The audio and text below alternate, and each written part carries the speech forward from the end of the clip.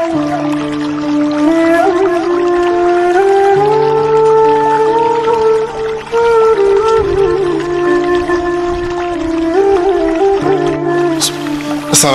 warahmatullahi wabarakatuh. Waalaikumsalam warahmatullahi wabarakatuh. Alhamdulillahirrabbilalamin. Wassalatu wassalamu ala asyrafil anbiya wal mursalin Nabiyina wa bina Muhammadin wa ala alihi wa sahbihi ajmain. Amma ba'du.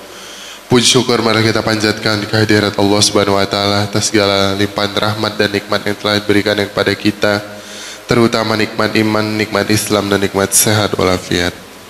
Salam serta salam semoga terlimpah curahkan kepada junjungan kita Nabi Muhammad SAW, pada keluarga, sahabat dan para pengikutnya, dan yang mana mudah-mudahan kita termasuk ke dalam ikut beliau istiqomah menjalankan sunnahnya hingga akhir zaman.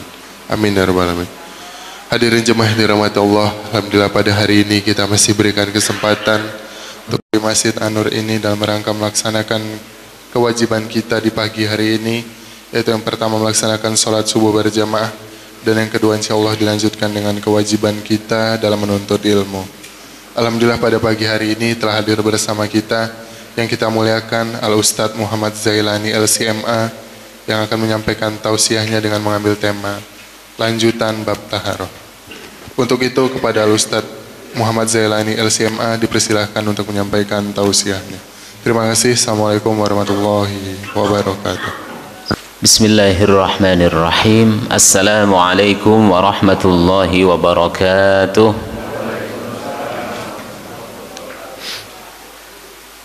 Alhamdulillah. Alhamdulillahilladzi bi ni'matihi tatimmus shalihat wa bi fadlihi wa karamihi tuqdal hawaij wal muhimmat.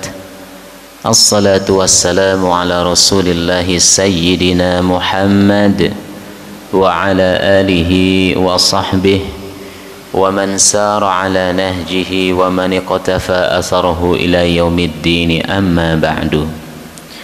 Allahumma ati nufusana taqwaha anta waliyuha wa maulaha wa anta khairu man zakkaha. Allahumma la sahla illa ma ja'altahu sahla wa anta taj'alul hazna idza syi'ta sahla.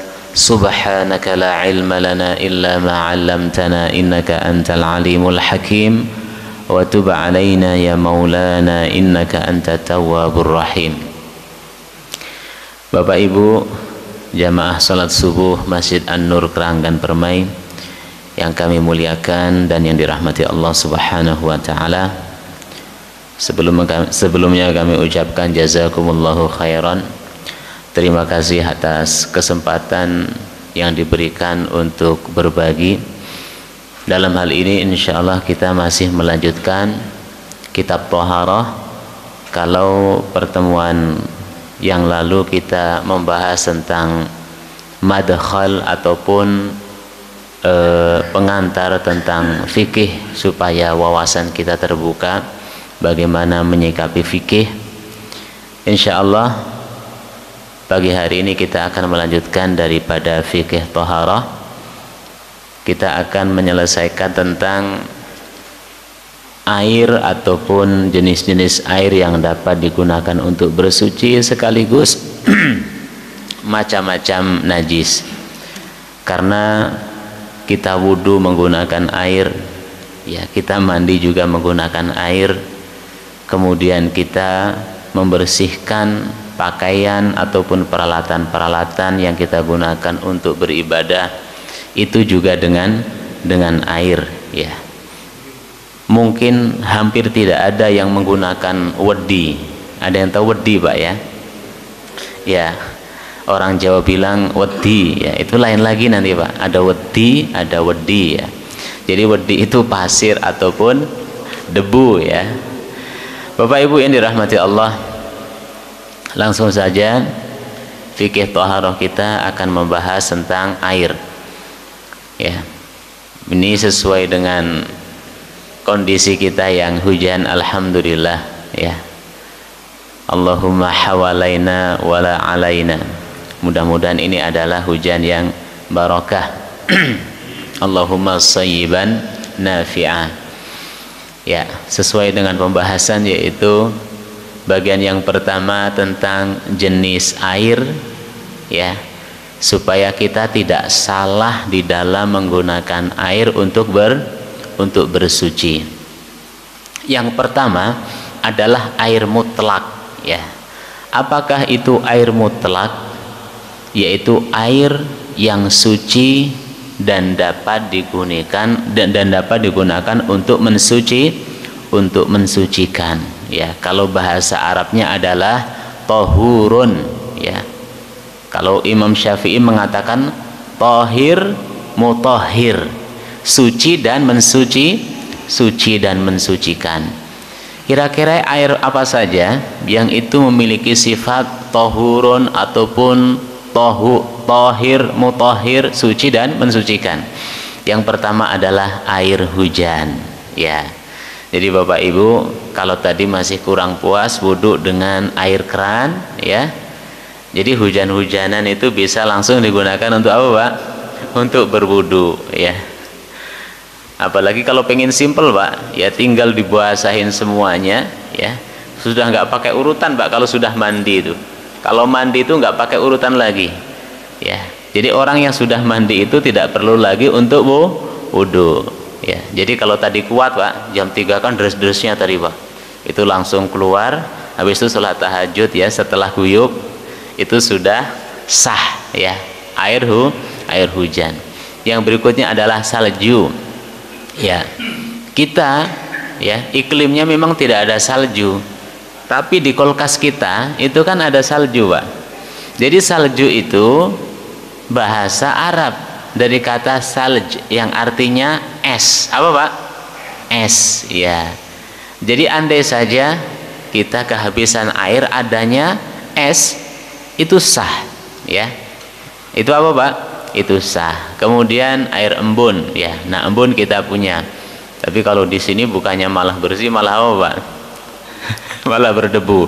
Kecuali embun yang ada di hutan ataupun yang ada di sawah-sawah, ya. Nah, ini adalah air pertama yang masuk kategori mutlak, suci dan mensucikan, ya. Airnya suci, dapat digunakan untuk bersuci.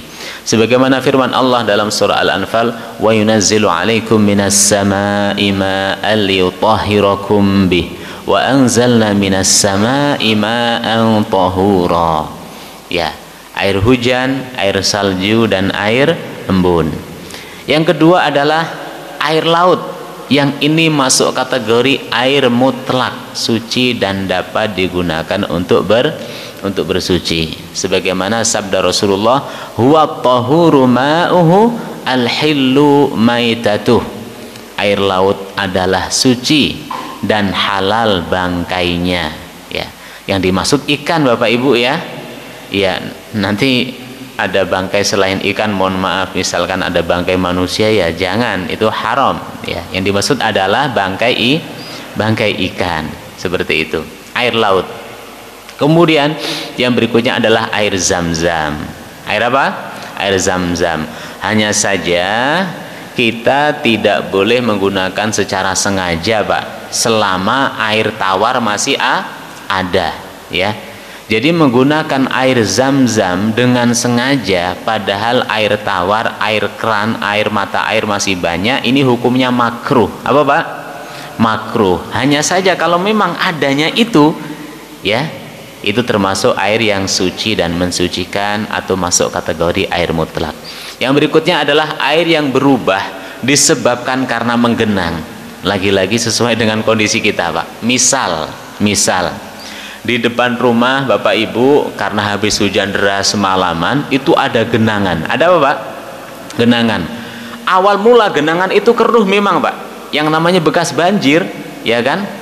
Ya, sadayana aya, ya kalau kata orang Jawa. Tapi setelah beberapa saat air yang menggenang itu akan ngendap kotorannya dan menjadi bening. Nah, itu, Pak. Itu masuk kategori air mutlak, ya, suci dan mensucikan. Baik. Kesimpulannya apa, Bapak Ibu? Air mutlak itu adalah air yang turun dari langit atau yang bersumber dari bumi, yang turun dari langit tadi. Ada hujan, ada embun, ada salju, ya. Yang bersumber dari bumi ya banyak, ya. Termasuk air laut, ya, terus kemudian air zam-zam, ya, terus air dari mata air, gitu kan, air sumur, ya, air sungai, itu semuanya masuk kategori air yang memang bersumber dari bumi. Itu kesimpulan daripada air mutlak yang turun dari langit atau yang muncul dari bumi. Baik, yang kedua masuk kategori air mustakmal, ya, air yang pernah digunakan alias bekas, ya. Contoh, kalau zaman dulu, ya, kalau sekarang kan rata-rata sudah canggih-canggih Pak, ya, pakai laundry semua sekarang ya nyuci. Dulu itu kan dibilas ya Pak, ada bak 1, bak 2 gitu kan. Nanti bak yang terakhir itu untuk bilasan terakhir. Biasanya bilasan terakhir kan masih bening ya ibu-ibu ya. Iya, sayang. Ya, tapi kalau digunakan untuk bersuci kita ragu kira-kira sah atau sah. Ya. Ternyata ya, kalau menurut sebagian mazhab ya, itu adalah air yang masih mutlak. Air yang masih suci dan dapat digunakan untuk bersuci. Tapi menurut sebagian mazhab Imam Syafi'i itu tidak boleh. Nah, ini kami tambahkan, ya. Menurut sebagian mazhab Syafi'i atau umum mazhab Syafi'i, air bekas itu tidak dapat digunakan untuk bersuci. Tapi kalau cuma ngepel boleh Pak, nyuci motor boleh, ya. Kalau seandainya punya kambing sapi buat mandiin sapi kambing juga boleh karena dia nggak sholat, ya. Ya, hanya saja kalau untuk digunakan untuk bersuci yaitu wudhu ataupun mandi junub, mandi besar, menurut mazhab Syafi'i air bekas itu nggak boleh. Tapi menurut mayoritas mazhab yang lain itu masih mutlak alias suci dan mensucikan. Ya, kenapa? Itu kan bekas manusia, ya. Sebagaimana sabda Rasulullah, Maha suci Allah, sesungguhnya orang yang beriman itu tidak najis. Bahkan bekas kita mandi wajib saja Pak, andai saja kita perlu. Ya, kalau di Indonesia rasanya sudah nggak perlu Pak, ya, ngumpulin air bekas mandi. Air di tempat kita alhamdulillah melimpah Pak, ya, tidak seperti yang ada di padang pasir ataupun di jazirah Arab, ya. Mereka itu seringkali ya kena apa istilahnya Pak, PHP mendung, apa istilahnya Pak, ya. Jadi orang Arab itu Pak seringkali kalau sudah mendung, apalagi mendungnya sudah hitam pekat, ditambah lagi sudah ada gerimis, mereka berbondong-bondong keluar rumah bawa ember pengen hujan-hujanan dan seterusnya. Ternyata hujannya cuma teletik Pak, cuma rintik-rintik, habis itu lewat, ya. Saking rindunya mereka dengan hujan, ya. Berbeda dengan kita, kalau ada hujan malah neduh Pak, ya. Orang Arab kalau ada hujan keluar rumah, ya. Kita kalau ada hujan neduh karena saking banyaknya air, apalagi yang tinggalnya di Bogor Pak, ya. Baik, jadi bekas, ya, air bekas itu suci, hanya saja nanti ada kriterianya Pak. Yang seperti apakah air bekas itu yang masih suci dan dapat digunakan untuk mensucikan, yaitu tidak berubah warnanya, aromanya ataupun baunya, seperti itu. Berarti dikobok-kobok asalkan tangan kita steril, ya, itu masih suci. Tapi lagi-lagi menurut mazhab Syafi'i apa tadi Pak? Air mustakmal itu sudah tidak mensucikan meskipun dia suci. Kita lanjut, air yang bercampur dengan benda suci, ya. Nah, ibu-ibu nih kadang-kadang kan yang namanya masak, buat kue, ya, itu kalau seandainya pakai ciduk atau pakai alat tuh kerepotan Bu, ya. Kadang-kadang langsung aja celupin pakai tangan kan begitu, iya, repot gitu kan. Misalkan bekas adonan roti, ya, dan lain sebagainya, bekas adonan tepung, itu masih suci dan mensucikan. Ya, kesimpulannya air bekas ataupun air yang sudah kesentuh, ya, maka air-air tersebut tidak berubah statusnya dan masih dalam kategori air mutlak, yaitu suci dan dapat digunakan untuk bersuci, ya. Ini mayoritas ya. Hanya saja tadi Imam Syafi'i lain lagi Pak. Kalau Imam Syafi'i beda sendiri, pokoknya sudah kesentuh, sudah kekobok, itu menjadi musta'mal, tidak dapat digunakan untuk bersuci. Namun umumnya ya, asalkan warnanya, aromanya, terus kemudian baunya ya, warna, kemudian rasa, warna, rasa dan baunya itu enggak berubah ya, itu masih suci dan mensucikan. Nah, keempat, air yang bercampur najis. Ya ini agak sedikit ngebut Pak ya, hujan-hujan biar anget. Air yang bercampur dengan najis. Bah, tentu yang dimaksud najis di sini bukan najis besar Pak. Bukan najis apa Pak? Bukan najis besar ya, tapi najis yang masih bisa ditolerir ya, ataupun najis yang masih bisa dimaafkan. Air tersebut terbagi menjadi dua. Nah ini perlu diketahui, khawatirnya apa ya, air tersebut ya itu adalah air yang mungkin sangat berharga.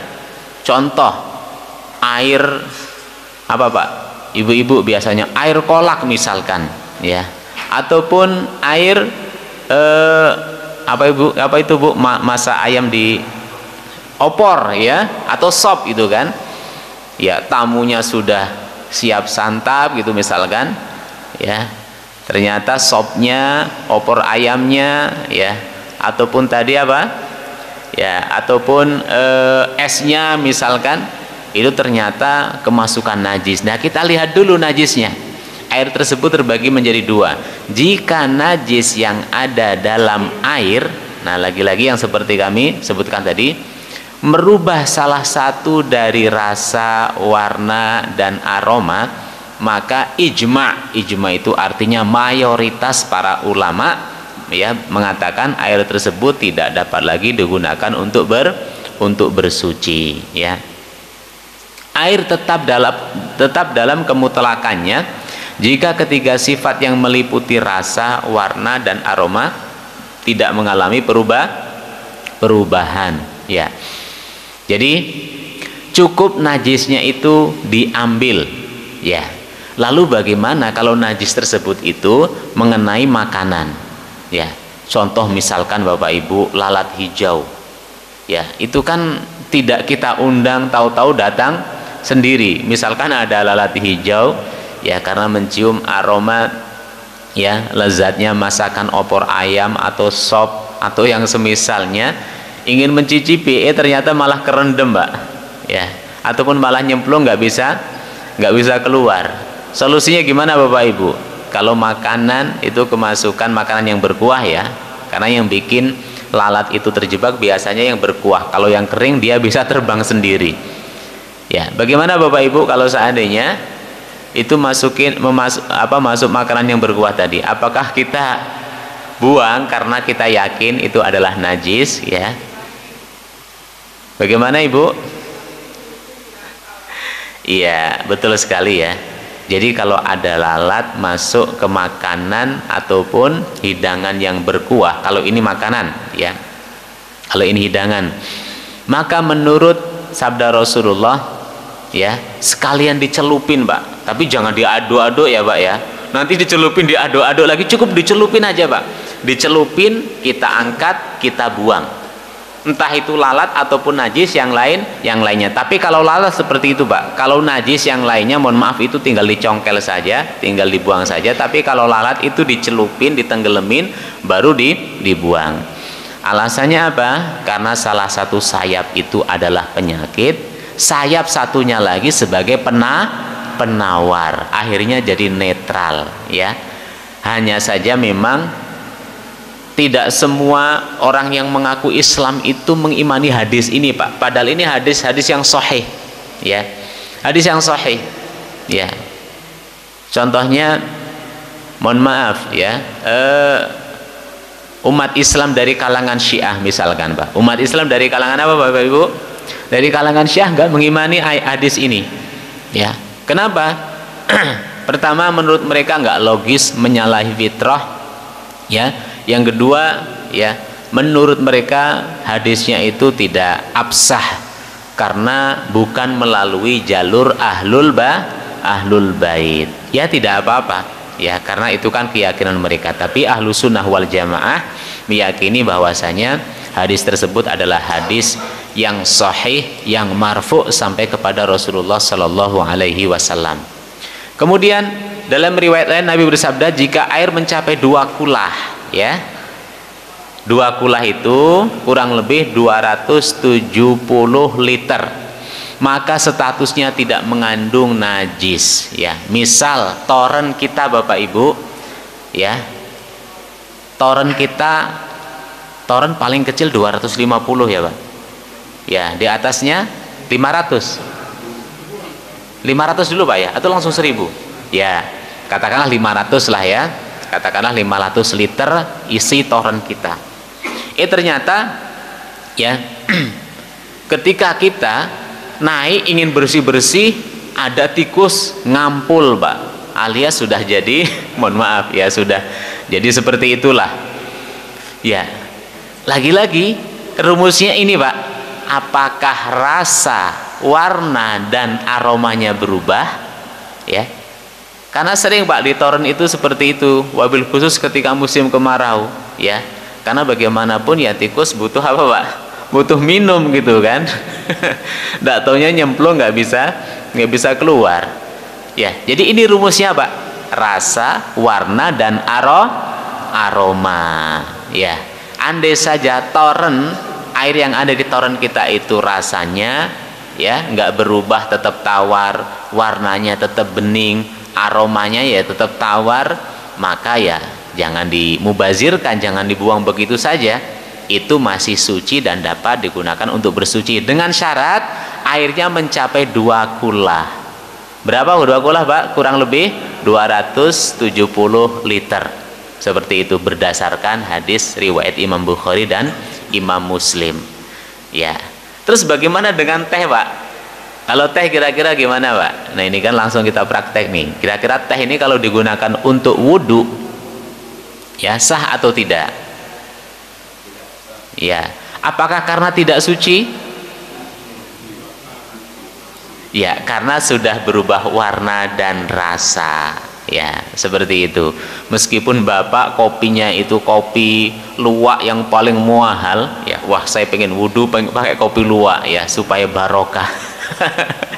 Ya kadang-kadang orang Indonesia kan ya suka ini Pak, ya suka aneh-aneh gitu. Itu nggak sah karena warnanya, aromanya, rasanya sudah berubah, tapi tetap suci. Hanya saja tidak boleh digunakan untuk bersuci.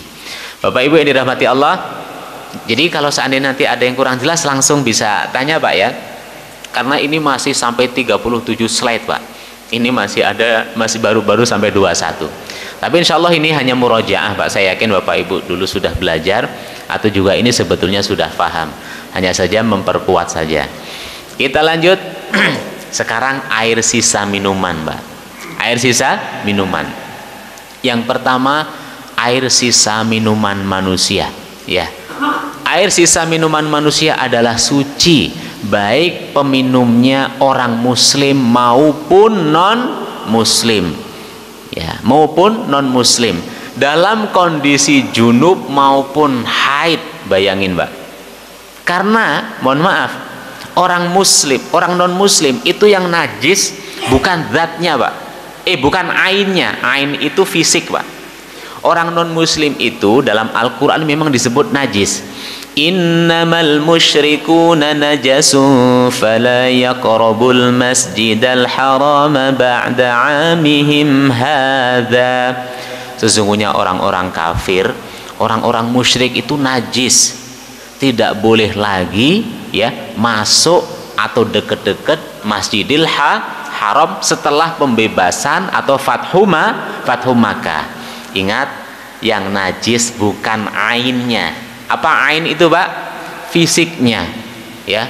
Khawatirnya habis baca ayat ini dan terjemahannya, ya, Bapak Ibu beli HP, ya, beli HP katakanlah iPhone yang paling mahal, baru nyadar Pak, ternyata yang jual ini harus di laundry dulu, harus dicuci dulu, bila perlu dibilas 7 kali, salah satunya menggunakan debu, ya. Setelah HP-nya kering beneran Pak, nggak bisa nyala. Iya. Atau mohon maaf, ada di antara kita yang kerja kebetulan bosnya itu non muslim, ya habis gajian duitnya semuanya di laundry Pak, dijemur di pinggiran jalan misalkan. Ya, yang najis itu bukan ain, bukan fisiknya, tapi apa, hukumnya. Ya, jadi bukan zatnya tapi maknanya. Jadi ada najis maknawi, ada najis hakiki. Najis hakiki itu berarti ain, bendanya Pak, ya. Kalau maknawi itu hukumnya apa Pak? Hukumnya seperti itu. Sama misalkan ada orang, mohon maaf ya, orang jual beli barang najis atau barang haram, maka uangnya itu juga ikutan najis dan ikut haram. Yang haram itu hukum menggunakan dan mengkonsumsi serta membelanjakan uang tersebut. Tapi kalau uangnya nggak najis, ya, uangnya tidak najis. Baik, jadi ada orang haid, ya, ada orang junub, ya, orangnya tetap suci Pak, orangnya tetap apa Pak? Suci. Yang najis itu adalah haidnya, seperti itu. Makanya siapa tahu ada di antara bapak ibu itu yang biasa minumnya joinan, ya. Kami melihat Pak, benar melihat, ya mohon maaf, sudah punya cucu, ya katakanlah sudah kakek-kakek, nenek-nenek, itu luar biasa. Minum itu selalu joinan Pak, ya. Betul Pak, joinan, ya, misalkan buat kopi nanti tiba-tiba suaminya nyeruput, ya, terus kemudian sisanya istrinya. Nah, itu namanya apa Pak? Namanya mawaddah. Apa Pak? Iya, mawaddah. Kita kan sering berdoa sakinah, mawaddah, warohmah, atau rohmah, mohon maaf. Jadi kalau sudah aki-aki nini itu bukan lagi cinta, bukan lagi sayang, tapi rahmat. Apa Pak? Sayang tapi rahmat, ya. Kalau masih muda-mudi itu biasanya cinta Pak, makanya kalau cintanya nggak terkendali, ya mohon maaf, adu mulut beneran, karena rahmatnya belum punya itu Pak. Rahmatnya itu biasanya kalau sudah aki-aki nini, ya. Pernah Pak kami itu merhatiin nenek-nenek, mohon maaf ya, sudah renta banget, ceritanya suaminya itu berangkat Jumatan dan sering nyasar Pak. Sering apa? Sering nyasar. Akhirnya ketika suaminya berangkat Jumatan itu dilihatin dulu sama istrinya Pak, dipantengin sampai bener-bener masuk masjid. Ketika yakin masuk masjid, istrinya itu baru masuk rumah. Luar biasa. Ini real Pak, ini bukan mengada-ada, real seperti itu. Ini bukan cinta, ini bukan sayang, tapi apa Pak? Rahmat. Makanya doa orang menikah itu sakinah, mawaddah, warahmah. Mawaddah itu untuk yang, ya, yang pengantin atau pengantin muda lah, tapi rahmah itu sudah pengantin, ya. Baik Bapak Ibu yang dirahmati Allah, ya. Lalu apa hukumnya, ya? Hukumnya berdasarkan hadis ini. Jadi Rasulullah itu sering joinan makan minum sama siapa Pak? Sama Siti Aisyah. Bahkan joinannya itu nggak tanggung-tanggung Pak. Dimana bibir Siti Aisyah itu minum nyentuh gelas, disitulah bibir Rasulullah juga ikut napak tilas. Bayangin Pak, kalau kita kan diputer-puter dulu Pak, wah ini kira-kira bekasannya sebelah mana nih? Saya mau minggir gitu Pak. Iya, ya mohon Pak, kalau memang dasarnya bukan rahmat, susah Pak kalau begitu Pak, ya. Ya kita mungkin punya standar steril, punya standar kebersihan, tapi lagi-lagi kalau tidak punya rahmat, susah untuk meniru gaya Rasulullah. Apalagi gigit makanan habis gigitannya istri atau habis gigitannya suami Pak, ya kita timang-timang dulu Pak, bila perlu dilihat dulu pakai pakai mikroskop gitu kan. Kalau Nabi enggak, kalau rahmat justru itu yang malah menjadi berkah, ya, malah apa namanya, menyehatkan dan seterusnya berdasarkan hadis ini. Jadi kami tidak membaca hadisnya, tapi kesimpulannya seperti itu.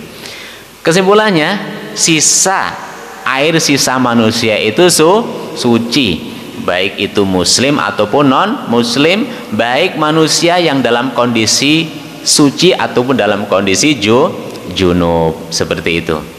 Bapak Ibu yang dirahmati Allah, lalu bagaimana air sisa minuman hewan yang halal dagingnya?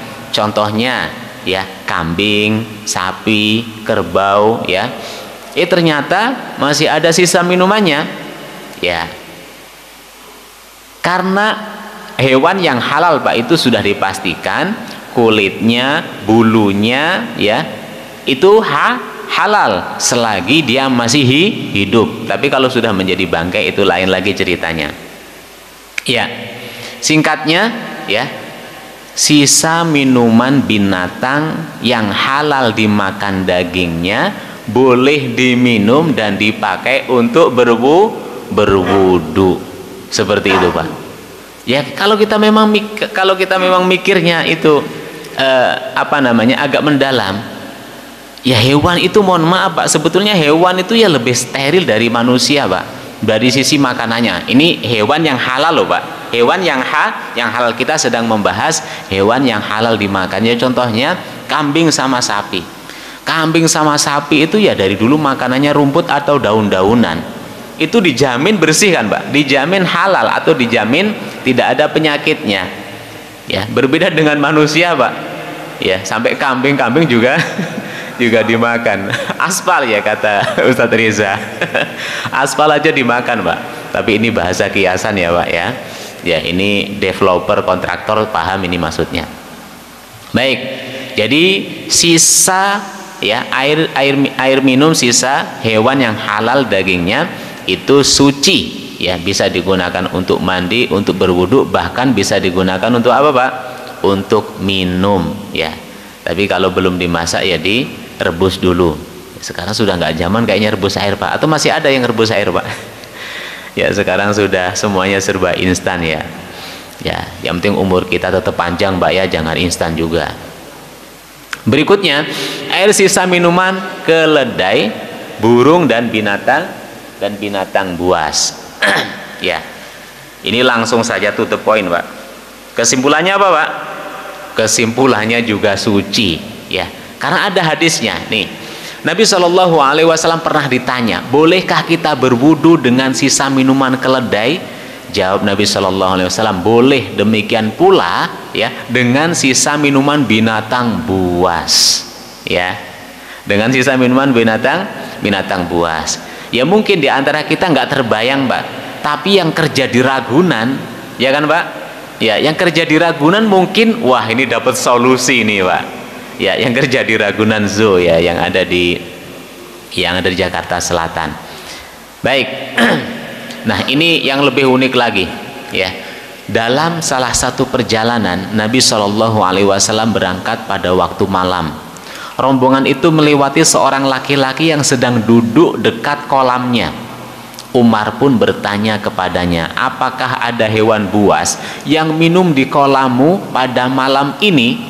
Ya, Nabi SAW bersabda, hai pemilik kolam, jangan hiraukan pertanyaan itu menyusahkan. Yang masuk ke perut binatang maka itu adalah rezekinya, ya, sedangkan yang tersisa, ya, entah itu air kolam atau air minuman, maka ia menjadi minuman kita, ya, dan suci lagi mensucikan, ya. Ya, dari kejadian ini apa yang bisa kita ambil pelajaran, Bapak Ibu? Kita jangan terlalu banyak, ya, pertanyaan yang apabila kita tahu jawabannya malah membahayakan, Pak. Ya, contoh, misalkan Bapak Ibu itu tinggal di Eropa, ya, atau di LA lah yang lagi rame, Pak, ya. Bukan Lenteng Agung, Pak, Los Angeles, ya. Kalau Lenteng Agung ya kita nggak aneh, ya. Misalkan Bapak tinggal di sana, terus pengen beli makanan atau pengen kuliner di daerah sana, sudah muter-muter nggak ada yang namanya rumah makan yang ada label MUI, Pak, ya kan? Ya, karena MUI itu di Indonesia mustahil ada di sana, Majelis Ulama Indonesia. Kalau seandainya orang Amerika mau membuat label halal, ya Majelis Ulama Amerika yang ada MUA gitu. Misalkan Bapak Ibu nggak ketemu, ya, karena sudah sangat lapar, sudah sangat haus, akhirnya masuk ke salah satu restoran, ya. Nah, kalau dalam kondisi seperti itu nggak usah tanya, Pak. Sudah jelas-jelas ayam, jangan ditanya lagi, ini yang nyembelih baca bismillah nggak, misalkan seperti itu. Pokoknya sudah kelihatan ayam, Pak, atau kelihatan ikan, Jangan lagi ditanya ini yang masak siapa. Kalau seandainya ayam mbak menyembelihnya baca bismillah atau tidak. Ya, kenapa? Ya kita mohon maaf kalau seandainya kita tahu ini menyembelihnya misalkan yang menyembelih malah baca yang lain atau mohon maaf non muslim, ya kita nggak jadi makan nanti pak. Ya, kita nggak jadi makan, kita kelaparan dan itu dapat membahayakan kita. Ya, jadi Umar ini ceritanya itu sedikit dikomentari oleh Nabi gara-gara tanyanya itu keterlaluan. Masa orang punya kolam ditanya pak, semalam ada binatang buas nggak yang mampir minum di kolam bapak?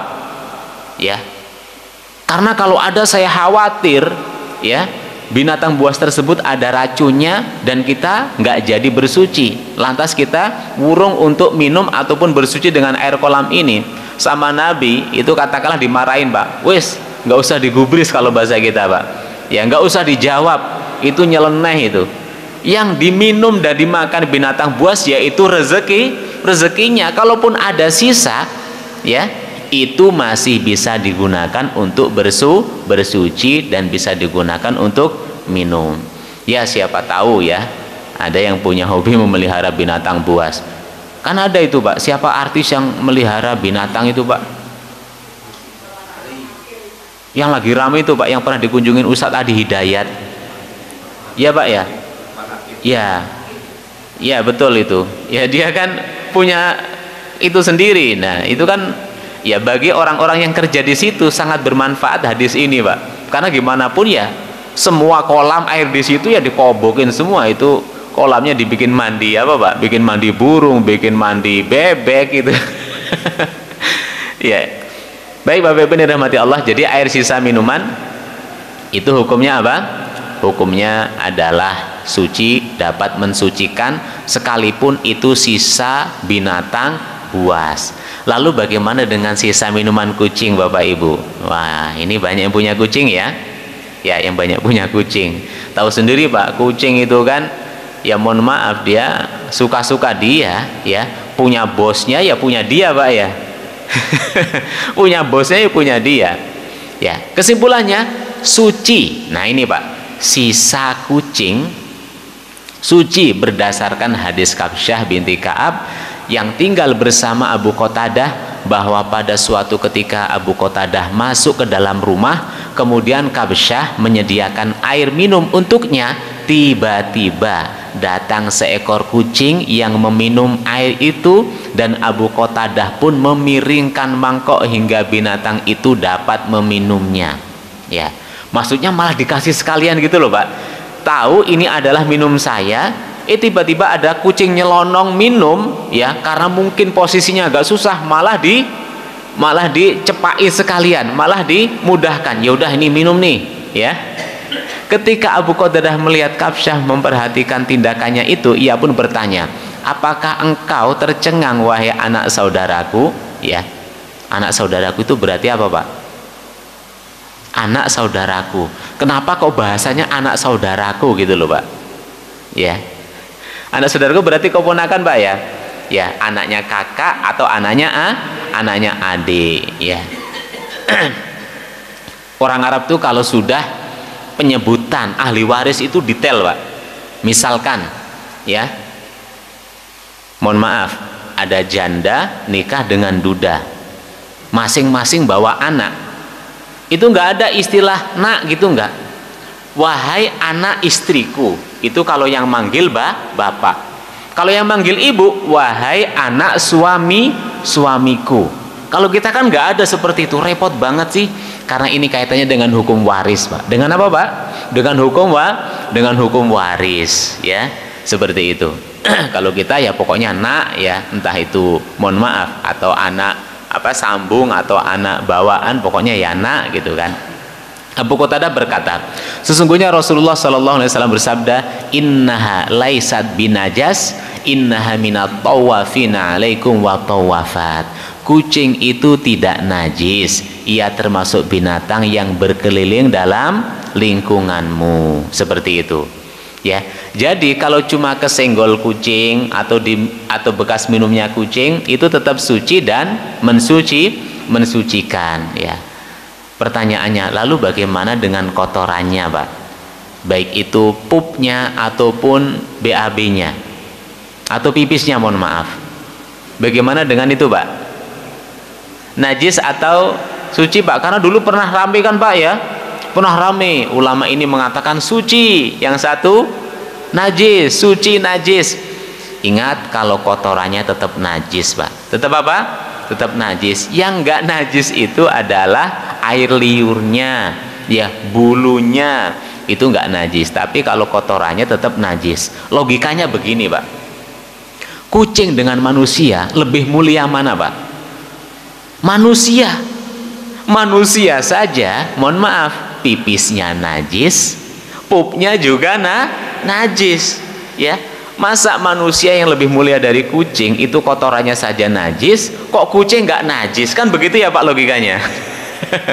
Iya, jadi yang nggak najis itu air liurnya, ya, kemudian bulunya itu memang nggak najis, tapi kalau kotorannya tetap najis. Karena dalam hal ini kan yang dimaksud karena air liurnya kan, Pak, ya. Otomatis ketika minum itu, apalagi tahu sendiri, Pak, kucing itu kalau minum tidak dikokop, ya, nggak kayak kita. Iya.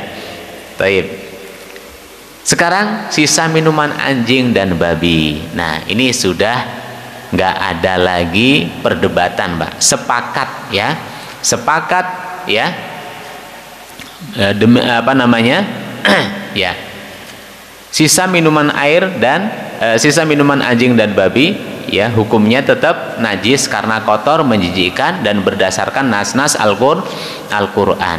Seperti itu. Bahkan kalau seandainya air liurnya itu, mohon maaf, andai saja bejana kita, wadah kita, ya, yang ada airnya kok sampai dijilat anjing, otomatis kalau minum airnya kan air liurnya sudah nyampur, ya, Pak. Misalkan ada gelas atau bejana, ketika anjing itu minum, otomatis air liurnya itu sudah masuk. Itu pun cara pensuciannya, cara membersihkannya sangat istimewa, Pak. Nggak cukup sekali diguyur atau disabun dan dibilas, tapi harus 7 kali bilasan. Salah satunya menggunakan tanah, salah satunya menggunakan pasir atau debu, ya, atau apa, Pak? Atau debu. Pertanyaannya, bukankah sabun lebih wangi, lebih simpel, ya kan, Pak? Kenapa Nabi tidak mengatakan sobun atau kafur, tapi biturab, sebagaimana sabdanya dalam riwayat Muslim, membersihkan bejana salah seorang kamu bila dijilat anjing ialah dengan membasuhnya sebanyak 7 kali, dan cucian yang pertama kali mestinya dengan tanah, atau salah satunya, Pak, salah satunya menggunakan apa? Menggunakan tanah, ya. Jadi ada ilmuwan dari barat, ya, itu penasaran dan merasa geli yang dilakukan oleh umat Islam. Umat Islam tuh kok aneh-aneh gitu, ya, banyak mitosnya. Masa cuma nyuci bekas jilatan anjing saja itu harus berapa kali, Pak? Harus 7 kali, salah satunya menggunakan debu, ya. Nah, dipraktekin hadis ini, Pak. Jadi dia membuat sebuah percobaan, ya, ataupun langsung melakukan riset. Bejana, ada 2 bejana, dua-duanya itu kena air liur anjing. Yang satu digunakan petunjuk Nabi, ya, cara mensucikannya itu sesuai dengan petunjuk Nabi. Yang satu itu ala dia, yaitu digosok dan pakai deterjen, pakai sabun, ya. Setelah itu, ya, setelah dikeringkan, dilihat pakai mikroskop, ya, melihat dilihat pakai alat pembesar. Ternyata yang dicuci sesuai dengan petunjuk Nabi dan sunnah Nabi itu nyaris bakteri virusnya itu habis, Pak, hilang, ya. Sedangkan yang dicuci pakai sabun, ya, padahal sudah ada zat kimianya, sudah ada, macam-macam, Pak, aromanya juga harum, itu masih nyaris utuh, Pak, kumannya, bakterinya yang berasal dari air liur anjing. Seperti itu, Pak, ya. Makanya kenapa binatang tersebut diharamkan seharam-haramnya, baik, mohon maaf, baik anjingnya ataupun juga babi, Pak. Jadi anjing sama babi itu memiliki hukum yang sama, ya. Mengingat banyak Pak, seringkali ada anjing-anjing berkeliaran, betul Pak ya? Iya, Bapak kalau tahu di depan klinik Erni itu kan, oh itu berkeliaran Pak. Kemarin kami nganter ya istri apa namanya ada halakoh gitu kan, ya. Dia mertamu itu Pak, mertamu itu, untung aja nggak gigit itu, hati-hati ke sana Pak, ya. Nggak nakal sih Pak, tapi kan ya gimana gitu Pak, mertamu itu dua gede-gede gemuk-gemuk gitu ya. Nah kita hati-hati saja, siapa tahu sendal kita gitu kan, atau motor kita gitu. Ya seperti itu. Baik Bapak Ibu yang dirahmati Allah. Belum lagi ya kalau babi kita semuanya tahu Pak ya, itu cacing pitanya luar biasa. Ditambah lagi silahkan perhatikan Pak, orang-orang mohon maaf yang memelihara dan mengkonsumsi dua makhluk najis ini Pak, itu karakternya luar biasa ya. Ya rata-rata kan orang barat itu mengkonsumsi dua makhluk ini kan Pak, kita lihat karakternya seperti apa Pak. Mohon maaf, orang barat itu yang kelihatan saja Pak, yang bagus-bagus itu Pak, serius Pak.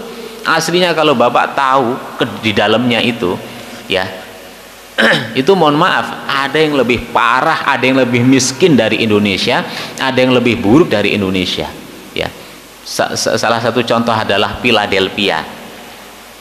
Philadelphia itu Pak, itu dulu ya ibu kotanya Amerika Pak, katakanlah seperti itu, negara kebanggaannya Amerika.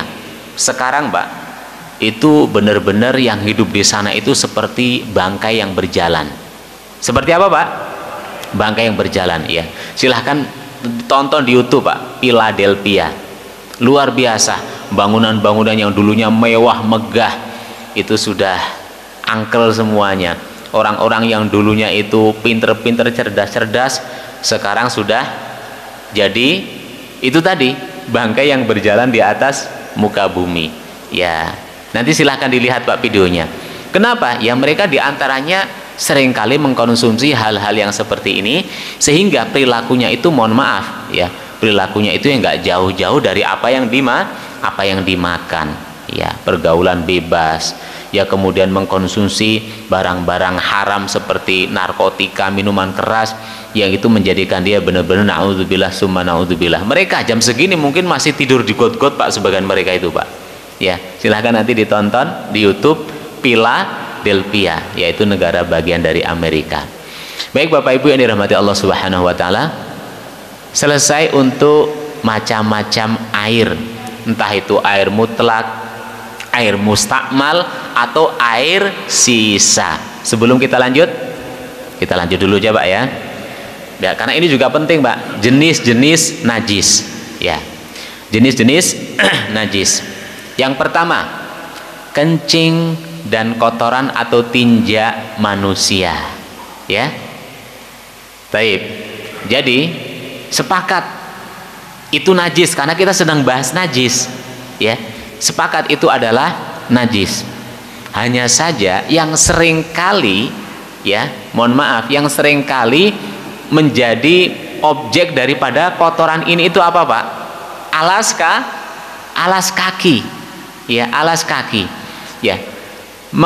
Mengenai najisnya kotoran manusia ditunjukkan dalam hadis Abu Hurairah radhiyallahu anhu, idza wati'a ahadukum bina'laihil adza fa inna turaba lahu tahurun. Jika salah seorang di antara kalian menginjak kotoran, yang dimaksud di sini adalah tinjak tadi Pak, kotoran manusia, dengan alas kakinya ya, maka tanahlah yang akan mensucikannya. Nah kita punya solusi sekarang Pak, ketika kita nginjak kotoran, termasuk yang sering itu kotoran, mohon maaf, kotoran kucing Pak ya. Ya ini yang punya kucing ya, mohon diperhatikan tetangganya Bapak Ibu ya. Karena seringkali mertamu nggak izin Pak ya, betul Pak? Ya mana ada kucing izin sama bosnya mau mertamu. Masalahnya yang mertamu itu kadang-kadang ngerobekin jok motor ya Pak. Ya kalau nggak kencing sembarangan, ya kalau nggak nitip tadi ya pisang gorengnya di mana Pak? Di halaman tetangga gitu.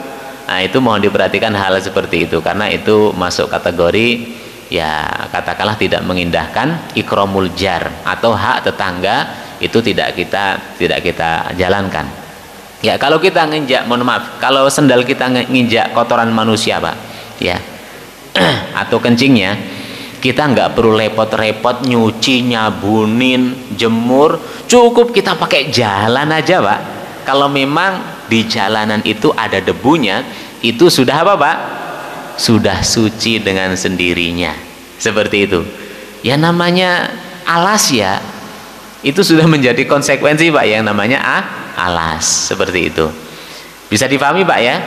Jadi kalau saat ini kita nggak sengaja nginjek, ya udah dikeset-kesetin di tanah yang memang itu bukan tanah yang sering dihuni oleh manusia. Ya seperti itu. Baik, kita lanjutkan. Ini yang mungkin kita jarang dengar, Pak.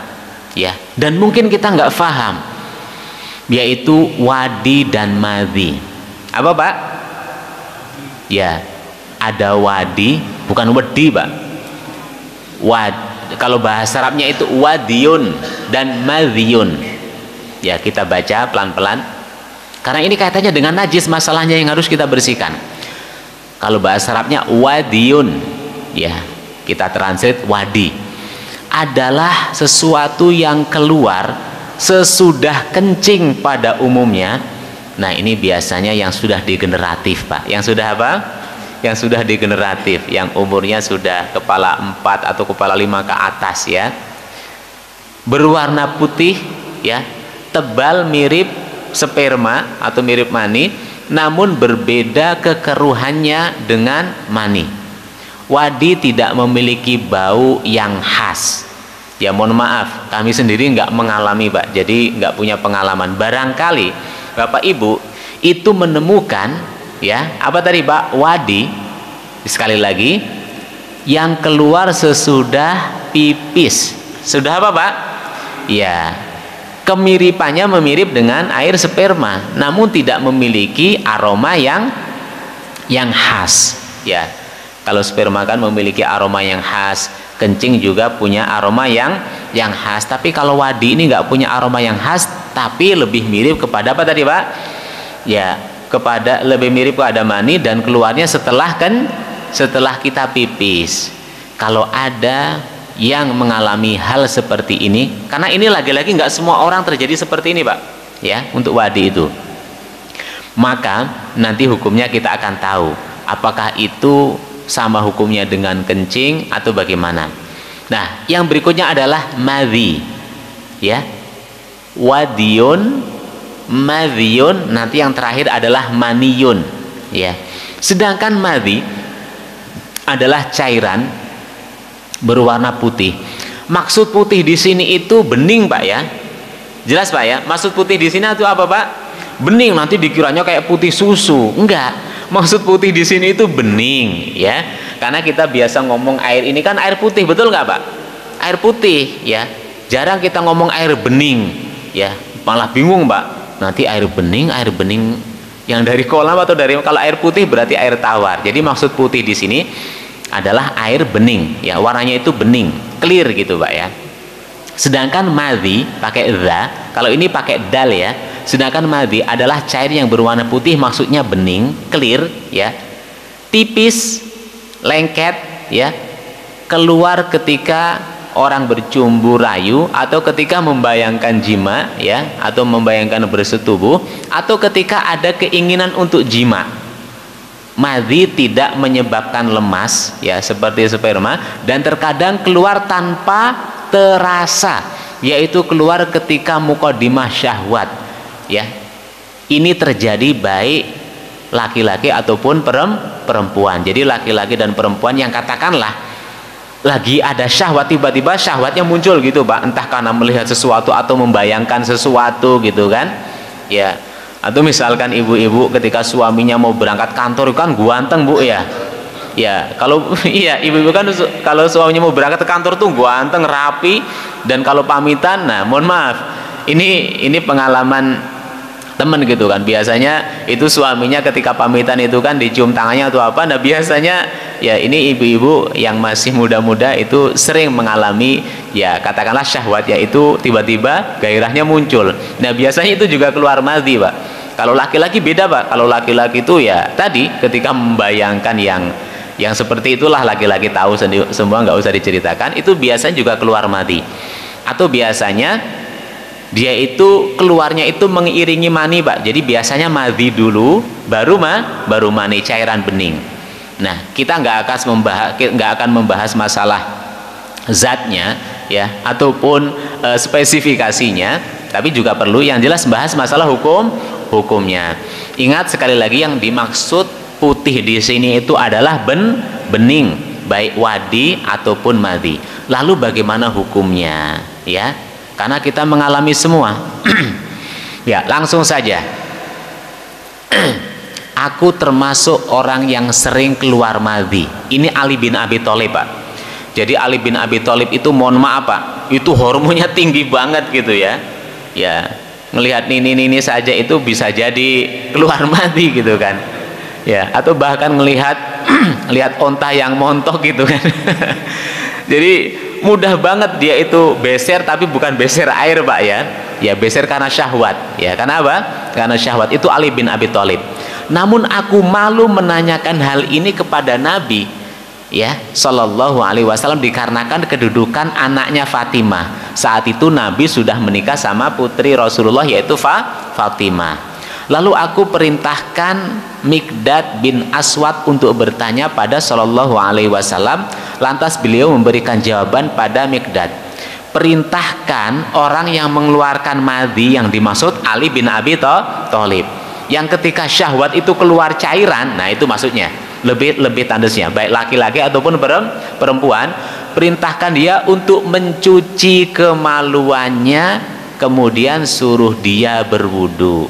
Berarti ketika kita mengalami keluar madhi, sama kayak pipis, harus kita cebok seperti itu baru berwudu, karena itu najis. Apa Pak?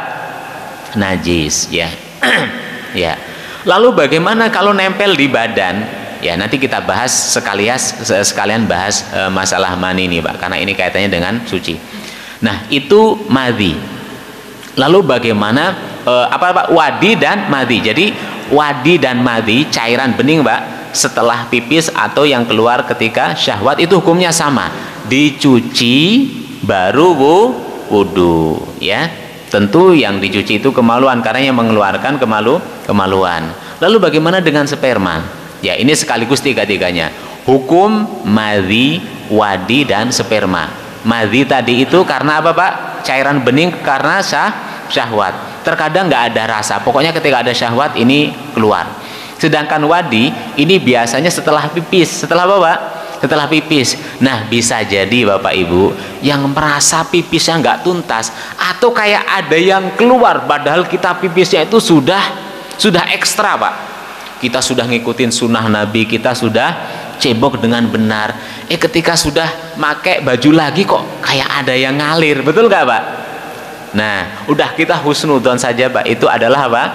Itu adalah wadi. Itu adalah wadi. Tapi harus kita pastikan juga, Pak, karena itu harus kita sucikan. Harus kita apa, Pak? Sucikan. Kita lihat, waduh, ini kayaknya wadi nih, udah kita bersihkan baru kita wudhu lagi. Kalau sperma insya Allah semuanya paham ya. Lalu bagaimana dengan ketiga hukum ini? Langsung saya terjemahannya. Mengenai mani, madhi pakai za, jadi mani tulisannya begini, Pak: al-maniyu, al-madhiyu, dan al-wadiyu ya. Mani, madhi, wadi ya. Mani, madhi, dan wadi. Mengenai mani, madhi dan wadi, adapun mani maka ia diharuskan mandi, alias mandi besar, entah karena mimpi ataupun karena hubungan suami istri harus mandi besar. Sedangkan wadi dan madhi, yaitu cairan bening setelah kencing atau ketika ada syahwat, Ibnu Abbas mengatakan, cucilah kemaluanmu, lantas berwuduklah sebagaimana wudukmu untuk sholat.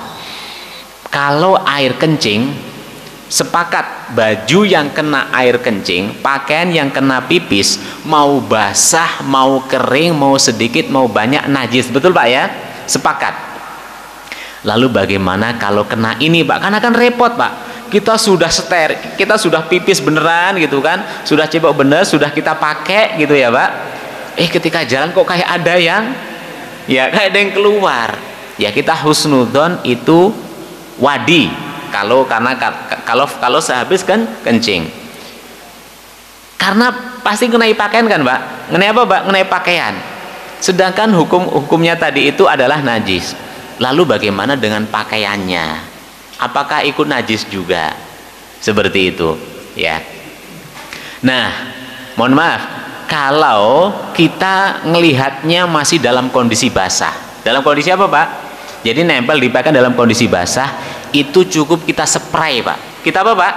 Kita spray. Ya spray itu nggak harus pakai botol, Pak, ya, pakai jari juga bisa. Cukup kita spray atau kita peperin pakai air suci, ya kita usap pakai air. Nah, lebih tepatnya pakai apa, Pak? Kita usap pakai air bersih. Itu kalau dalam kondisi apa, Pak? Dalam kondisi basah. Tapi kalau dalam kondisi kering, ya itu cukup cukup dikerok-kerok, Pak. Ya, misalkan kayak ada kotoran nempel misalkan kotor nempel di kulit, ya kita kerok. Ya. Jadi kalau masih basah dispray atau diusap pakai air, kalau sudah kering itu dikerok. Karena itu kalau sudah kering biasanya kan kental, Pak, ya, mohon maaf. Ya, mengeras ya kan, Pak? Ya, mengeras itu kan. Baik seperti itu. Jadi dia tetap tidak seperti kencing yang benar-benar najis. Begitupun mani juga sama, Pak. Kalau mani juga sama. Pokoknya ketiga jenis tadi, apa tadi, Pak? Mani, madhi, wadi. Kalau memang itu pakaian darurat kita dan masih basah, kita usap pakai air. Kalau sudah kering kita kerok. Selesai, ya. Kemudian kotoran hewan yang tidak halal dagingnya, ya, atau kotoran hewan yang haram dimakan. Langsung saja terjemahannya. Nabi SAW bermaksud bersuci ya setelah buang hajat. Beliau SAW lantas bersabda, carikan 3 buah batu untukku, kemudian aku ya mendapatkan 2 batu dan kotoran keledai. 2 batu sama 1 kotoran keledai. Ya, ini yang nggak pernah melihara sapi nggak kebayang ini, Pak. Yang pernah melihara sapi kebayang ini, Pak. Ya, Pak, ya. Karena mohon maaf, kotoran sapi itu kalau kering, Pak, itu mirip batu. Mirip apa, Pak? Mirip batu. Jadi Rasulullah itu pengen istinja, Pak, pengen cebok tapi nggak ada air, akhirnya istinja. Kalau bahasa kitanya peper, Pak. Apa, Pak? Peper. Karena saat itu belum ada tisu, Pak, adanya apa? Batu, ya. Ya, maka Rasulullah minta. Jadi Rasulullah itu mohon maaf, Pak, Rasulullah itu ketika buang hajat, kan zaman Rasulullah nggak punya toilet, Pak. Rasulullah itu sama kayak manusia umumnya, kalau buang hajat itu ke tempat yang sepi. Ke tempat yang apa, Pak? Sepi. Bedanya kalau Rasulullah itu kalau buang hajat ada asistennya, Pak. Ada apa? Asisten. Tugasnya bukan hanya sekedar ngamanin, tapi nutupin, Pak. Pakai kain ditutupin. Apa, Pak? Ya, jadi Rasulullah itu kalau buang hajat bawa 2 tombak. Bawa 2 apa, Pak? Tombak. Pakai tenda, pokoknya langsung ditutup gini, kan orang nggak ngelihat. Masih dijaga sama siapa, Pak? Sama asistennya.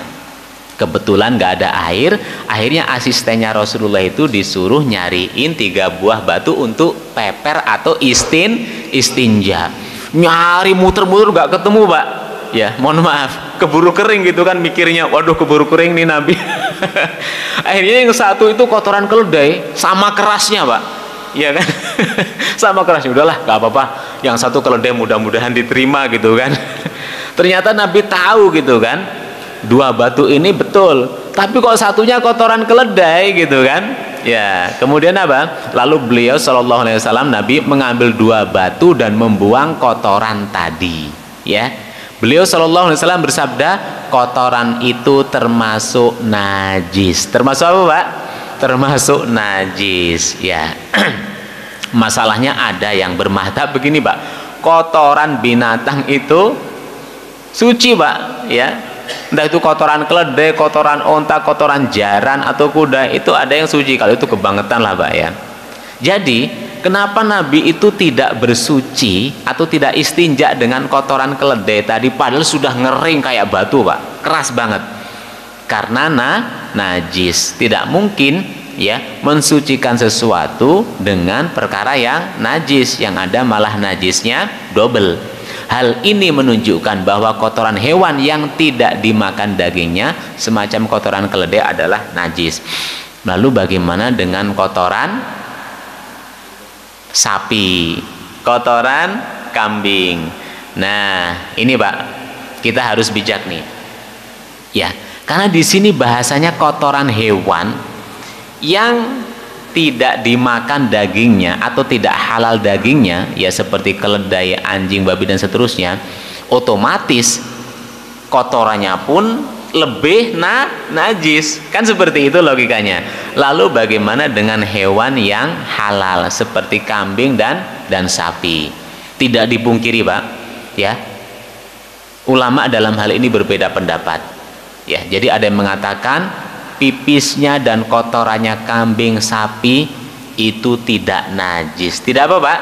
Tidak najis. Ya, kenapa? Halal dimakan. Tapi kami pribadi itu lebih memilih pendapat yang najis. Kenapa? Karena itu masuk kategori khobis. Apa itu khobis Pak? Kotoran, sesuatu yang kita jijik. Dalilnya apa? Innallaha thayyibun wa la yaqbalu illa thayyiba. Allah itu baik dan tidak menerima kecuali yang baik-baik saja, ya. Atau al khabisatu lil khabisina wal khabisatu lil khabisat. Ya, berdasarkan keumuman ayat ini yang dijadikan ulama menghukumi kotoran kambing, kotoran sapi itu najis. Ya, khawatirnya kalau nggak najis repot Pak. Nanti hari raya Idul Adha pada belepotan itu, ya, tukang jagal itu Pak, bajunya, ya kan Pak, pada belepotan, langsung sholat, akhirnya karpet pada kotor. Gimana Pak? Wah tenang, ya kotoran sapi mah apa Pak? Alasannya suci gitu kan. Repot kan Pak kalau seperti itu, repot. Lagi pula nanti itu ada hukum-hukum yang memang nggak ada dalilnya Pak. Dalilnya itu dikembalikan ke kultur dan tradisi. Contoh, ya, dulu pernah saya cerita tentang kayak keong itu Pak, kayak kul, kayak bekicot, ya Pak, ya. Ya, itu hukumnya mengkonsumsi itu dikembalikan ke tradisi Pak. Mengkonsumsi sebangsa keong, sebangsa apa Pak? Ya keong atau apa itu Pak? Biawak, nyambi atau terenggiling, ya kan Pak? Itu nanti dikembalikan ke tradisi masing-masing. Contoh ke zaman Nabi saja Pak. Jadi ada hewan mirip kayak biawak Pak, di Arab itu disebutnya dengan dob. Apa Pak? Dob. Dia tinggalnya di lubang, makanannya semut. Tinggalnya di lubang, makanannya semut. Itu orang Arab pada doyan itu Pak. Tapi Nabi nggak pernah ngomong halal atau haram, hanya saja kalau ada orang makan Nabi diem. Nabi apa Pak? Nabi diem. Bayangin Pak. Jadi ada hukum-hukum itu yang sifatnya takriri. Takriri itu nanti dikembalikan ke kultur masing-masing, apakah itu masuk kategori menjijikan atau tidak.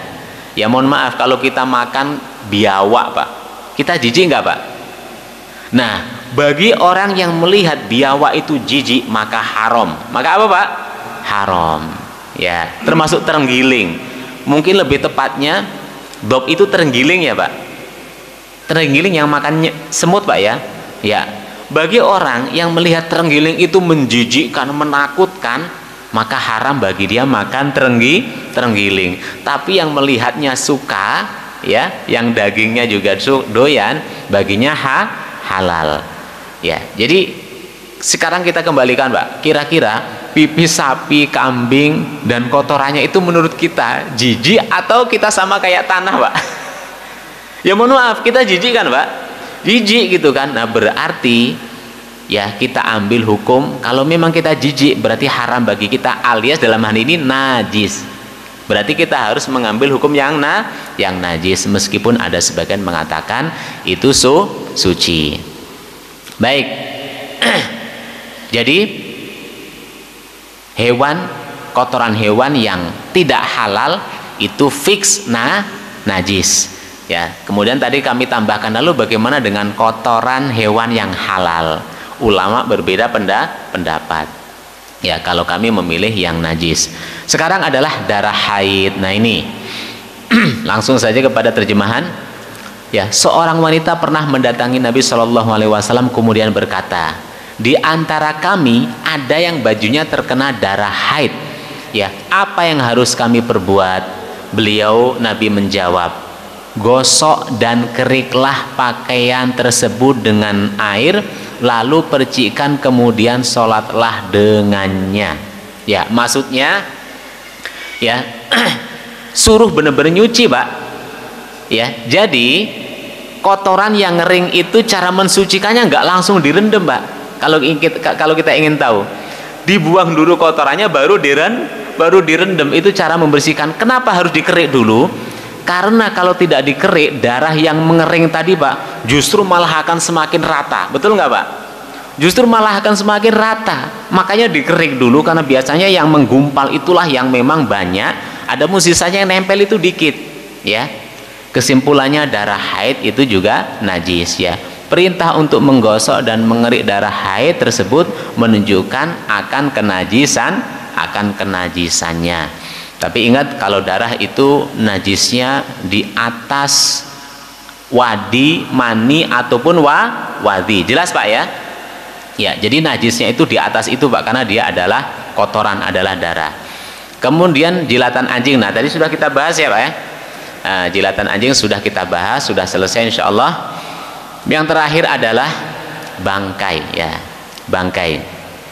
Karena nggak dipungkiri, Pak, sebetulnya banyak alas kaki kita itu kan dari kulit, ya. Kemudian sabuk, aksesoris, dompet, ya kan, Pak, tas ibu-ibu, ya kan, itu kebanyakan dari kulit. Atau jok motor kita, jok mobil kita, ya, entah itu kulit semi, kulit kulit semi kan berarti kan sebagian kulit, Pak, ya, sebagian kulit, sebagian campuran. Ya, ingat, bangkai adalah hewan yang mati begitu saja tanpa melalui penyembelihan yang syar'i. Sekalipun itu domba, sapi, Pak. Misal kita punya sapi, ya, punya domba, tiba-tiba pagi-pagi sudah kaku, Pak. Itu hukumnya bangkai. Hukumnya apa, Pak? Hukumnya bangkai. Najisnya bangkai adalah berdasarkan sabda Rasulullah Shallallahu Alaihi Wasallam, ya, idza dubighal ihabu faqad tahura. Apabila kulit bangkai tersebut disamak, maka dia telah suci. Nah, sekarang ini adalah masalah kalau bangkai itu yang hanya bisa digunakan hanya kulit, Pak. Hanya apa, Pak? Hanya kulit, atau mungkin juga bulunya, atau mungkin juga tanduknya sebagian orang, ya. Sebagian orang itu menggunakan tanduk bulunya. Ya. Kalau tanduk, bulu, apa tadi, Pak? Tanduk, bulu, kuku, rambut, satu lagi apa, Pak? Ya, satu lagi tulang, ya. Ini lagi-lagi ulama berbeda pendapat. Ada yang menghukumi itu najis. Kalau Imam Syafi'i najis, Pak. Imam Syafi'i apa, Pak? Mengatakan najis. Jadi misalkan tadi, ya, ada sapi tiba-tiba mati padahal bulunya bagus, ya, tulangnya bagus, ini bagus. Kalau menurut Imam Syafi'i semuanya najis itu, Pak. Semuanya apa? Najis sampai rambut-rambutnya. Tapi menurut sebagian, ya, kalau dagingnya kan sudah nggak bisa diselamatin, Pak. Kalau kulitnya masih bisa kan, Pak, ya? Kulitnya masih bisa diselamatin, tanduknya yang hobi aksesoris, kukunya, rambutnya, bulunya, ya, itu masih bisa diselamatin bagian susah aksesoris. Itu menurut sebagian ulama suci. Syaratnya disamak. Apa itu disamak? Disamak itu dikeringkan, Pak. Kalau seandainya disamak itu pokoknya dikeringkan, entah karena membuang lemak-lemaknya atau daging yang menempel. Ya, kalau sekarang nyamak gampang, Pak, pakai oven. Pakai apa, Pak? Pakai oven. Kalau dulu ya nyamak benar-benar dijemur di bawah terik matahari. Ya, di Indonesia nggak bisa orang nyamak, Pak. Apalagi hujan kayak gini. Ya, jadi disamak itu dikeringkan. Jadi syaratnya dikeringkan. Karena tanduk juga ada darahnya kan, Pak, ya. Tanduk itu juga ada sisa-sisa dagingnya. Itu kalau pengen digunakan, tolong disamak dulu. Termasuk kuku biasanya juga ada. Ya, apalagi kulit. Jadi bangkai itu yang boleh digunakan menurut sebagian ulama apa tadi, Pak? Kulitnya, bulunya, rambutnya, kukunya, tulangnya, sama apa tadi, Pak? sama tanduknya, ya. Silahkan kalau seandainya daripada mubazir, kalau mau menggunakan itu boleh-boleh saja dengan syarat disamak. Karena tulang juga perlu disamak, Pak. Kan di dalamnya kan ada sumsum, ada darah, itu dikeringkan dulu, ya. Seperti itu. Baik. Bangkai yang dikecualikan hanya 3. Pertama, ikan belalang.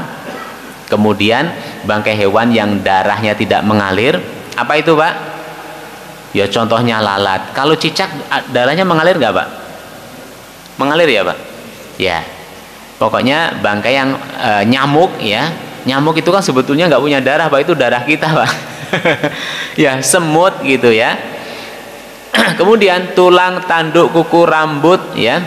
Dan bulu dari bangkai. Tapi ini menurut sebagian ulama. Kalau menurut Imam Syafi'i, ini semuanya najis, Pak. Semuanya apa? Najis. Yang poin ketiga ini loh, Pak.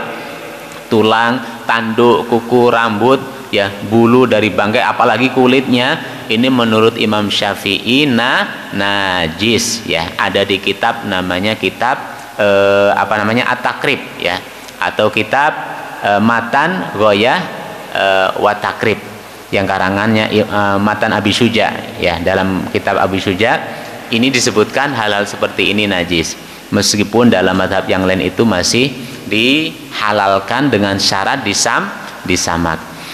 Baik Bapak Ibu yang dirahmati Allah Subhanahu wa taala, alhamdulillah pembahasan tentang air dan tentang najis itu sudah selesai. Tapi ini kami batasi berdasarkan kitab Fikih Sunnah karangan siapa, Pak? Said Sabiq. Ya insyaallah nanti kami kirim file ini ke Ustadz, ke Pak Riza, ya. Barangkali nanti ada yang ingin baca-baca, ya. Daripada ngerangkum sendiri kan lumayan, Pak. Kalau di HP kan sudah enak, tinggal buka-buka, ya. Baik, hal min huna fi su'alin, barangkali ada yang mau menambahkan atau ada yang mau bertanya, falyatafaddal mashkura. Silakan, monggo Bapak Ibu.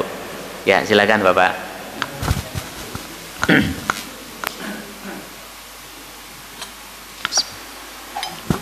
Assalamualaikum warahmatullahi wabarakatuh. Ustadz mau tanya tentang wudu mandi biasa, mandi besar, berkaitan dengan masalah hukumnya. Misalkan habis mandi biasa atau mandi besar, terkait dengan mau sholat, kita kan mau ambil wudhu, apakah di dalam mandi besar atau mandi biasa tadi wajib harus wudhu? Setelah mungkin bisa kita lakukan di dalam perjalanan kita ke masjid, di tengah jalan ternyata ada genangan di jalan, begitu ada kendaraan lewat ngepret atau roda kita sendiri nyemprot ke kaki kita. Nah, ini mohon penjelasan hukumnya bagaimana. Terima kasih. Assalamualaikum warahmatullahi wabarakatuh. Waalaikumsalam warahmatullahi wabarakatuh. Berarti pertanyaannya 2 ya, Pak? Pertanyaan 2. Ketika kita mandi, baik itu mandi biasa atau mandi besar, apakah harus wudhu? Ya, terus bagaimana ketika kita kena genangan kayak di depan itu, Pak, ya, tiba-tiba ngenain baju kita atau kena salah satu anggota badan kita. Baik, orang yang sudah mandi pada hakikatnya sudah wudhu. Jadi orang yang sudah mandi nggak perlu lagi ngulangin wudhu. Tapi kalau mau wudhu lagi tidak masalah, karena kaidahnya apa, Pak? Ziyadatul khairi makbulah. Ditambahnya kebaikan itu diterima nggak, Pak? Ya diterima. Misalkan bapak-bapak ya habis dikasih teh, ya habis itu dikasih kopi luwak, terima nggak, Pak? Terima, ya. Ya. Tapi untuk mandi besar, Pak, untuk mandi besar sunnahnya wudhu dulu. Sunnahnya apa, Pak? Untuk mandi besar, karena sebetulnya ini kalau mau lanjut masih ada pembahasan mandi sebetulnya, Pak. Ada bab mandi, tapi nggak apa-apa. Untuk mandi besar, Bapak Ibu, sunnahnya wudhu dulu. Sunnahnya apa, Pak? Wudhu dulu, ya. Dan membersihkan kotoran-kotoran yang nempel di badan. Itu urutannya Pak. Kalau kita pengen, itu namanya mandi sempurna. Wudhu dulu, membersihkan kotoran-kotoran yang ada di badan, baru kita guyur. Baru kita apa Pak? Guyur. Kenapa harus wudhu dulu Pak? Karena kalau langsung guyur kepala, ya, itu mohon maaf, itu sebagian orang bisa berakibat fatal, apalagi yang punya penyakit tertentu, ya kan Pak? Tiba-tiba langsung guyur kepala, betul nggak Pak? Itu banyak kejadian langsung stroke, mohon maaf ya. Kenapa tadi harus wudhu dulu dan membersihkan yang nempel, supaya ketika kita guyur kepala itu sudah ready Pak, kepala itu sudah siap. Jadi nggak langsung mengalami hal-hal yang tidak kita inginkan. Ya, itulah untungnya mengamalkan sunnah. Ya, itu yang disebut dengan mandi sempurna. Tapi kalau pengen sekedar cukup Pak, mohon maaf, nyemplung di sungai Pak, udah nggak usah kosokan, nggak usah pakai sampo, itu sah apa Pak? Sah. Ya, pengalaman orang kampung Pak. Ya, pengalaman orang kampung. Ya, sebelum dia sholat tuh ngeluarin sapi dulu Pak dari kandangnya. Jadi ceritanya itu junub, ya, subuh itu sudah ngeluarin sapi dari kandang Pak. Kebetulan ya, rumahnya itu dekat sungai, jadi mandinya itu langsung nyebur di sungai biur gitu Pak. Ya, itu bangun ataupun keluar dari sungai, mentah dari sungai itu sudah suci Pak. Tapi masih apa? Dia tidak menjalankan sunnah-sunnahnya, hanya ngambil pokoknya saja. Ya, begitupun mandi kecil Pak. Mandi kecil, kalau mandi biasa itu tidak disunahkan wudhu, ya. Dan kalaupun tidak wudhu setelah mandi juga sudah sah. Tapi sekali lagi, kalaupun setelah mandi itu dia wudhu lagi, itu lebih afdol. Kenapa? Nah, karena menurut Imam Syafi'i Pak, menurut Imam Syafi'i, tangan menyentuh kemaluan itu membatalkan wudhu. Kalau kita, mohon maaf, kalau kita habis mandi biasa kan pakai handuk, betul nggak Pak? Biasanya kan bagian-bagian tertentu kita keringkan. Kan seringkali ini nyentuh kemaluan, ya. Kadang kita sadar, kadang kita nggak sadar. Kalau pas sadar enak, ya. Kalau nggak sadar, makanya solusinya kenapa harus wudhu lagi? Jaga-jaga kalau tadi kita menyentuh kemaluan atau dubur, mohon maaf Pak, kemaluan dan dubur. Menurut Imam Syafi'i Pak, ini nyentuh Pak, menyentuh kemaluan dan dubur itu membatalkan wudhu, seperti itu. Makanya tradisi Syafi'iyun, atau lebih tepatnya masyarakat Nahdiyin gitu Pak ya, udah mandi bersih masih wudhu lagi Pak, betul nggak Pak? Ya, dan wudhunya nggak di kamar mandi, wudhunya di luar. Ya, terus bagaimana wudhu di kamar mandi? Kan nanti pertanyaan begitu. Ya sah Pak. Emang kalau kita mandi di mana Pak? Ya, ya di kamar mandi. Kok suci gitu kan? Ya berarti wudhu di kamar mandi juga suci. Ada sebagian kita itu ngerasa nggak sah loh Pak, wudhu di kamar mandi, betul nggak Pak? Lah, kita akan mandi di kamar mandi Pak, itu juga bersuci. Ya, jelas gitu Pak. Jadi apa namanya? Kalau untuk mandi besar sunahnya wudhu dulu ya.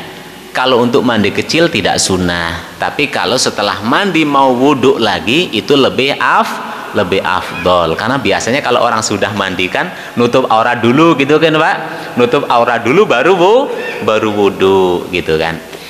Baik, jadi nanti ada pertanyaan lagi, terus berarti wudhu dalam kondisi nggak berpakaian sah dong Ustadz? Ya sah gitu kan, kalau ditanya sah nggak sah, yang jelas ya itu kan di kamar mandi bukan di tempat umum. Iya. Oke, ya sekarang yang kedua, lalu bagaimana kita yakini Pak air comberan itu kan najis Pak ya? Kita yakini air comberan itu kan najis karena banyak tikus-tikus ya, bahkan ada kamar mandi itu yang air pipisnya langsung kemana Pak? Langsung ke got gitu kan. Bahkan di sebagian daerah itu langsung ke sungai Pak. Langsung pelung ke sungai. Jadi sepitengnya itu sungai. Sepitengnya itu sungai.